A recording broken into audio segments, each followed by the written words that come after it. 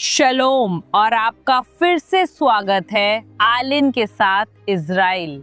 आज हम अराबा के रेगिस्तान में आए हैं राजा सुलेमान के खोए हुए किले की तलाश में, जो इज़राइल के सबसे बड़े पुरातात्विक और बाइबल रहस्यों में से एक है और जो राजा सुलेमान की भव्य निर्माणों को संजोए हुए है।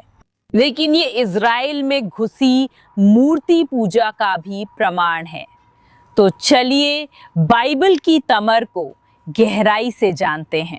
अगर आप सब तैयार हैं तो चलिए शुरू करते हैं।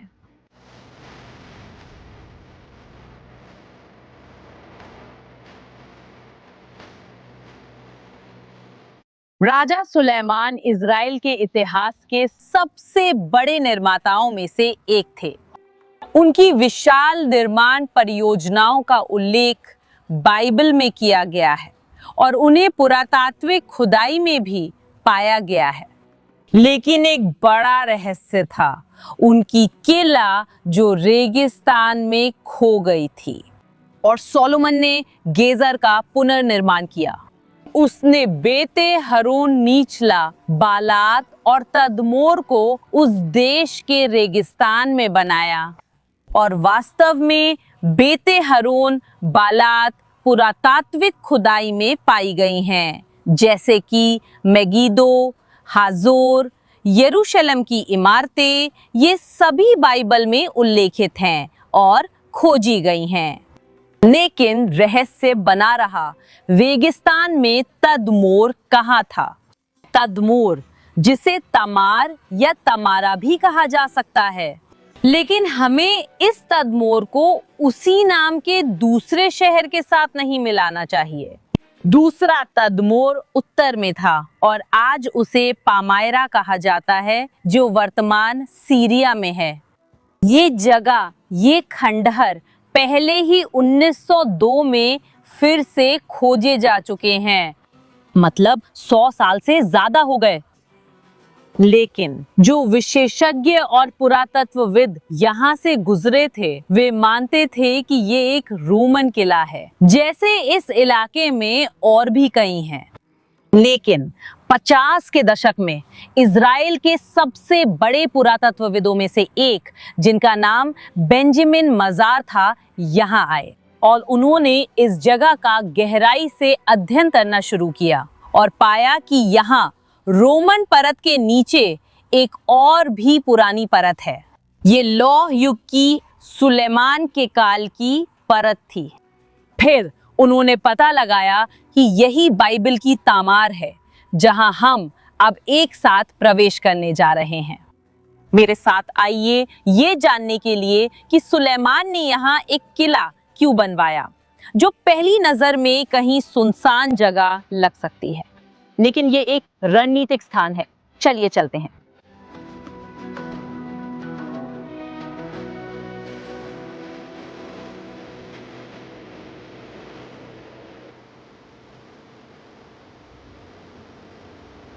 देखिए ये जगह कितनी किले बंद है। इस विशाल दरवाजे को देखिए। ये निर्माण लौह युग के मूल निर्माण है। सवाल ये है, राजा सुलेमान और उनके बाद के राजाओं ने रेगिस्तान के बीचों बीच यहाँ एक किला बनाने का फैसला क्यों किया? ये स्थान कोई संयोग नहीं है, बल्कि इसके विपरीत यहाँ इज़राइल के राज्य और एदोमियों के बीच की सीमा थी। वे इज़राइल के ऐतिहासिक दुश्मन थे। पितृपुरुषों के समय से ही उनके बीच दुश्मनी थी। क्योंकि अगर हम बाइबल की वंशावली में वापस जाएं, तो याकूब से इज़राइल की प्रजा उत्पन्न हुई और एसाव से एदोमी लोग, और तभी से ये दुश्मनी चली आ रही है, जो वास्तव में एक सशस्त्र संघर्ष में बदल गई।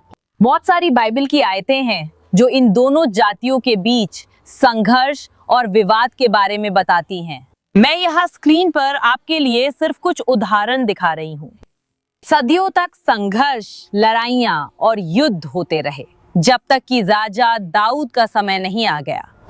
और राजा दाऊद एदोमियों को हरा देते हैं और एदोम के राज्य को अपने अधीनस्थ राज्य के रूप में जीत लेते हैं। ये तरीका राजा सुलेमान के समय भी जारी रहा।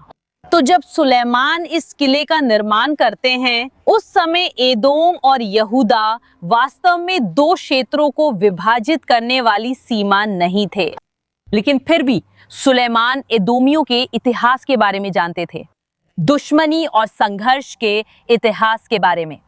तो भले ही वे उसके अधीन थे, फिर भी वो एदोमियों पर नजर रखने के लिए ये किला बनवाता है। और एक और आर्थिक कारण भी है। यहाँ तमार के पास बड़ी व्यापारिक मार्ग गुजरती थी और जो व्यापारिक मार्गों को नियंत्रित करता था, वही कर वसूली को भी नियंत्रित करता था और इससे सुलेमान को बहुत बड़ा लाभ होता था। और तमार के ठीक यहाँ होने का आखिरी कारण और पास के किसी और जगह पर नहीं, ये है कि यहाँ अरावा रेगिस्तान के पूरे इलाके में सबसे बड़ा जल स्रोतों में से एक है और बिना पानी के ये स्थान अस्तित्व में नहीं रह सकता था। और अब जब हम समझ चुके हैं कि ये किला क्यों बनाया गया था, तो चलिए अंदर चलते हैं और इसे अच्छी तरह से जानते हैं, इसके सभी ऐतिहासिक कालों के साथ।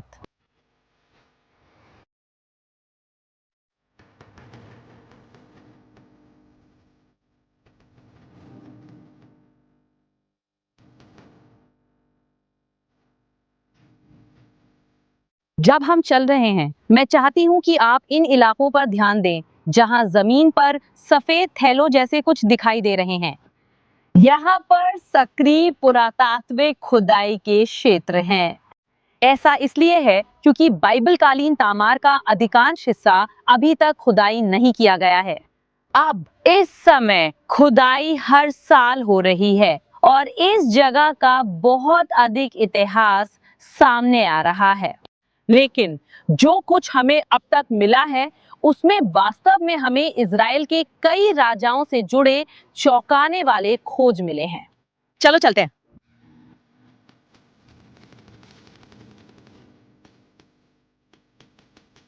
इस जगह की पुरातात्विक खुदाइयों ने जो खुलासा किया है, वो एक परतदार केज जैसा लगता है।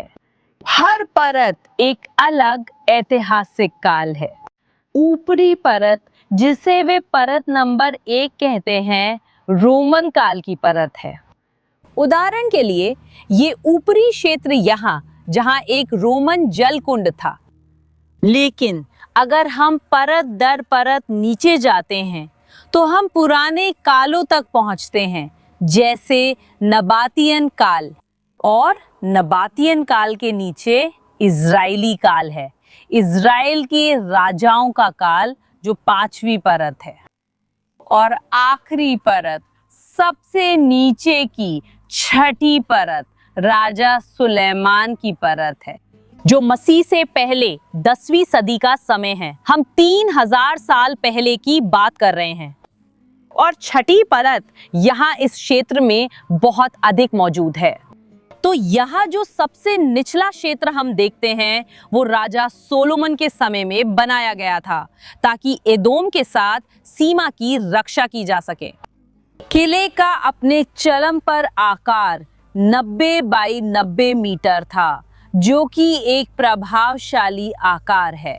ये और भी ज्यादा प्रभावशाली है अगर हम सोचें कि हम एक रेगिस्तान के बीच में हैं। ये अरावा का रेगिस्तान है और इसका उल्लेख बाइबल में कई बार किया गया है, लेकिन फिर भी आजकल इसके बारे में बहुत कम बात की जाती है। लेकिन ये एक खूबसूरत इलाका है जो बाइबल से जुड़े स्थानों से भरा हुआ है।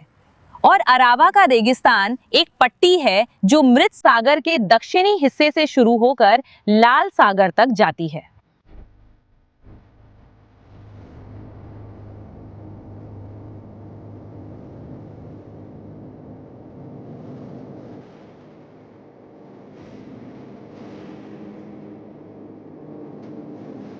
यहाँ हम विभिन्न ऐतिहासिक कालों के पुरातात्विक अवशेष देख सकते हैं, यहाँ तक कि आधुनिक काल के भी। क्योंकि हम यहाँ एक साधारण इमारत देख सकते हैं जो 1927 में बनाई गई थी, यानी लगभग 100 साल पहले। लेकिन इसमें एक दिलचस्प कहानी छुपी है। अगर आप यहाँ इंग्लैंड का झंडा देखें, ये इमारत तब बनाई गई थी जब पूरा इजराइल ब्रिटिश मैंडेट का हिस्सा था और उन्होंने यहाँ एक पुलिस स्टेशन बनाया, ऊंट पुलिस स्टेशन। सचमुच यहाँ ऊंटों पर सवार सैनिक भी थे और स्टेशन ठीक इसी जगह पर बनाया गया था ताकि व्यापारिक मार्गों और रास्ते से गुजरने वाले यात्रियों की सुरक्षा की जा सके। ठीक वही कारण जिसने 3000 साल पहले सुलेमान को यहाँ किला बनवाने के लिए प्रेरित किया था, वही कारण था कि 100 साल पहले ब्रिटिशों ने यहाँ ये पुलिस स्टेशन बनाया और तब इसे एन हत्सेवा या एन हत्सोव कहा जाता था। और ये स्टेशन इजराइल के आधुनिक इतिहास की एक अच्छी याद दिलाता है, जब 1917 से 1947 के बीच ब्रिटिशों ने इस क्षेत्र पर शासन किया था। और इस पुलिस स्टेशन के साथ मेरी एकमात्र समस्या ये है कि इसके निर्माण के दौरान कर्मचारियों ने मूल किले से पत्थर ले लिए थे। हाँ, उन्होंने हजारों साल पुराने पत्थर ले लिए और फिर उन्हें पलस्तर से ढक दिया और इस तरह उन्होंने इस जगह के मूल इतिहास का एक हिस्सा मिटा दिया।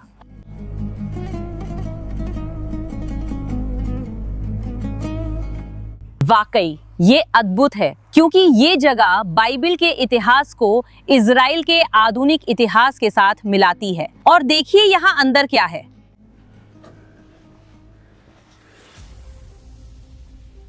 उन्नीस 1948 में जब इजराइल ने अपनी स्वतंत्रता की घोषणा की, तब तमार को एक इजरायली सैन्य अड्डे में बदल दिया गया और अगले वर्षों में इस भूमिगत हिस्से का निर्माण किया गया जिसमें हम अभी चल रहे हैं। और ये इजरायली सेना के लिए एक रणनीतिक स्थान था, क्योंकि हम जॉर्डन की सीमा के पास हैं, जो इजराइल का एक बड़ा दुश्मन था। ये स्थिति 90 के दशक में शांति समझौतों पर हस्ताक्षर होने तक बनी रही। इसे देखिए, जहां श्लोमो इजराइल के राजा ने एडोमियों से बचाव के लिए अपना सैन्य किला बनाया था, 3000 साल बाद इजराइल की सेना ने जॉर्डेनियों से बचाव के लिए एक सैन्य अड्डा बनाया। लेकिन आजकल जॉर्डन के साथ शांति है और ये सैन्य अड्डा अब उपयोग में नहीं है। और बाइबल कालीन तमार के बारे में एक और रोचक बात यह है कि इजराइल ने इस स्थान को ईसाई प्रशासन के लिए सौंप दिया। 1984 में इजराइल के पुरातत्व मंत्रालय ने इस जगह को ब्लॉसमिंग रोज नामक एक ईसाई एनजीओ को देखभाल के लिए सौंप दिया।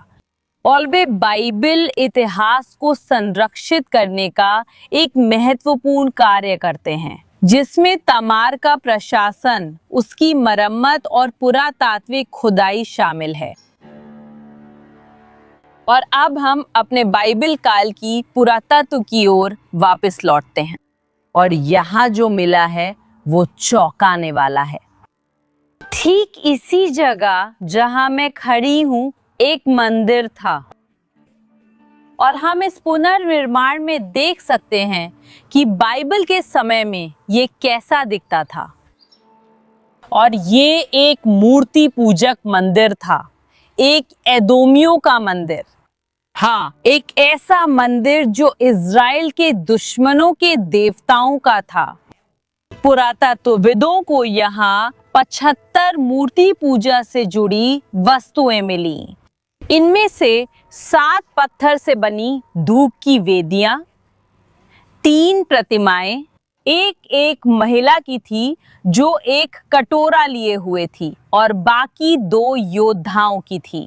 कई चबूतरे मिले जिन पर देवताओं को चढ़ाने के लिए कटोरे रखे जाते थे। प्याले, धूप जलाने वाले पात्र मिले। इसके अलावा 2 छोटी मिट्टी की फावड़ियां भी मिली। संभवतः इनका इस्तेमाल धूप से जुड़ी गर्म अंगारियों को हिलाने के लिए किया जाता था। और मिट्टी की अनार भी मिली, जो उस समय मंदिरों में प्रतीक के रूप में इस्तेमाल होती थी। यहाँ तक कि यरूशलेम के मंदिर में भी अनार की आकृतियां थीं और एक पत्थर की मूर्ति भी मिली, जिसे माना जाता है कि इस मंदिर में पूजा जाने वाला मूर्ति पूजक देवता है। और इन खोजों को जो चीज सचमुच मुहर लगाती है वो है एक मुहर, क्योंकि इस मंदिर के पास ही एक पत्थर की मुहर मिली जिस पर एदोमाइट लिपि में कुछ लिखा था और उस पर दो पुरुष लंबी पोशाक पहने हुए सींगों वाली वेदी के दोनों ओर एक एक खड़े थे। एक ने आशीर्वाद देने के लिए हाथ उठाया हुआ है और दूसरा भेंट चढ़ाने की मुद्रा में है। तो ये मुहर हमें दिखाती है कि ये स्थान एदोमियों की मूर्ति पूजा का स्थल था। लेकिन ये कैसे हो सकता है कि यहाँ यहूदा में एक मूर्ति पूजक मंदिर था? और भी हैरानी की बात यह है, जैसा कि हमने कहा, ये मंदिर दुश्मन देवताओं का था। और इसका जवाब है, हमें पूरी तरह से यकीन नहीं है। जो बात हमें खुद बाइबल से पता चलती है वो ये है कि कई बार मूर्ति पूजा इज़राइल में घुसपैठ करने में सफल रही। जैसे कि खुद राजा सोलोमन के समय में, जब वो उम्र दराज हो चुके थे और कई विदेशी महिलाओं से शादी कर चुके थे, जिनमें एदोम की महिलाएं भी शामिल थीं। इन पत्नियों ने उन्हें पराये देवताओं की पूजा करने के लिए प्रभावित किया और इसी वजह से अपने जीवन के अंतिम वर्षों में सोलोमन ने यरूशलेम में मूर्ति पूजक देवताओं की पूजा की। जैसे जैसे सोलोमन बूढ़े होते गए, उनकी पत्नियों ने उन्हें दूसरे देवताओं की ओर मोड़ दिया और अब उनका दिल पूरी तरह से अपने परमेश्वर, अपने प्रभु के प्रति समर्पित नहीं रहा, जैसा कि उनके पिता डेविड का दिल था। सुलेमान ने अश्तोरेत, जो सिदोनियों की देवी थी, और मिल्कोम, जो अमोनियों का घृणित देवता था, का अनुसरण किया। इस प्रकार सुलेमान ने प्रभु की दृष्टि में बुरा किया और अपने पिता डेविड की तरह प्रभु का अनुसरण करने में दृढ़ नहीं रहा। उसने अपनी सभी विदेशी पत्नियों के लिए भी ऐसा ही किया, जो अपने देवताओं के लिए धूप जलाती थी और बलि चढ़ाती थीं। और राजा सुलेमान के वंशजों में से एक, जिसका नाम राजा अमज्या था, उसने भी सुलेमान के रास्तों का अनुसरण किया। क्योंकि ये दूसरा इतिहास अध्याय 25 में लिखा है कि अमज्या ने एदोमियों से युद्ध किया और उन्हें हरा दिया, और जीत के बाद वो उनके देवताओं को अपने साथ ले आया और उनके लिए धूप जलाई। इसका मतलब है कि अमज्या ने युद्ध में जीत हासिल की, लेकिन आत्मिक रूप से हार गया। ये मंदिर राजा सुलेमान और राजा अमज्या के बाद का है, लेकिन ये वही मूर्ति पूजक घुसपैठ की प्रक्रिया का हिस्सा है जो इज़राइल में हुई थी, जिसे कई बार खुद राजाओं ने बढ़ावा दिया। लेकिन यहाँ एक और चीज है जिसने पुरातत्वविदों का बहुत ध्यान आकर्षित किया, जिसने उन्हें चौंका दिया। जब उन्होंने इस मंदिर को खोजा तो ये नष्ट हो चुका था, लेकिन जानबूझकर। इसका क्या मतलब है? इसका मतलब है कि मंदिर युद्ध, भूकंप या बाकी शहर के साथ नष्ट नहीं हुआ था। और हाँ, कोई यहाँ आया था, उसने इस मूर्ति पूजक मंदिर को नष्ट किया और अपवित्र कर दिया। ये कैसे किया गया था? एक व्यक्ति या लोगों का एक समूह यहाँ आया और यहाँ मौजूद सभी वेदियों, सभी मूर्तियों को हटा दिया। उन्होंने ठीक उसी जगह एक गड्ढा खोदा जहां मैं खड़ी हूँ। उन्होंने यहाँ एक बड़ा गड्ढा खोदा और उन सभी मूर्तियों को इसमें फेंक दिया और एक एक करके सारी मूर्तियां तोड़ दी। और उसके बाद उन्होंने ऊपर से बड़ी बड़ी चट्टानें डाल दी और इस पूरे स्थान को ढक दिया। मतलब ये सब किसी युद्ध या अराजकता के समय यूं ही अचानक नहीं किया गया था। जानबूझकर वे यहाँ आए थे ताकि इस मंदिर में जो कुछ भी किया जाता था उसे पूरी तरह खत्म कर सकें। और इसी वजह से जब पुरातत्वविद यहाँ आए और खुदाई की तो उन्हें एक पुरातात्विक खजाना मिला। चूंकि सारी वस्तुएं कुएं के अंदर ही तोड़ी गई थीं, इसलिए सारी वस्तुएं आखिर तक मिल गईं और सभी चीजों को फिर से जोड़ा जा सका। और आज ये सभी वस्तुएं इजराइल संग्रहालय में प्रदर्शित हैं।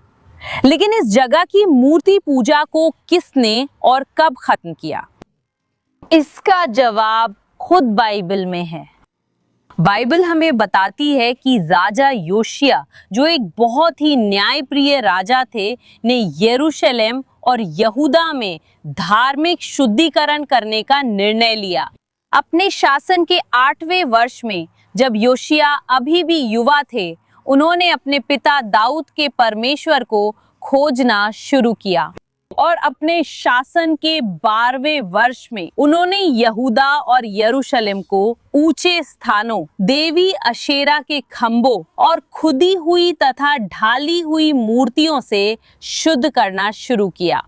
योशिया ने उन याजकों को पदच्युत कर दिया जिन्हें यहूदा के राजाओं ने यहूदा के नगरों और यरूशलेम के चारों ओर ऊंचे स्थानों पर धूप जलाने के लिए चुना था।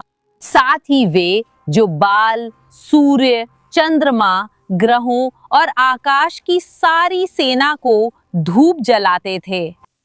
योशिया यहूदा के नगरों से सभी याजकों को ले आया और उन ऊंचे स्थानों को अपवित्र कर दिया जहां याजक गेबा से लेकर बेरशेबा तक धूप जलाते थे। देखिए, हम ठीक यहूदा में ही हैं। और इसी तरह योशिया ने अन्य स्थानों की मूर्ति पूजा का भी अंत किया। और सिर्फ इतना ही नहीं, हम जानते हैं कि योशिया का धार्मिक सुधार ईसा पूर्व 621 में हुआ था, यानी ईसा पूर्व 7वीं सदी में, ठीक उसी सदी में जब ये मंदिर काम करना बंद कर दिया गया था।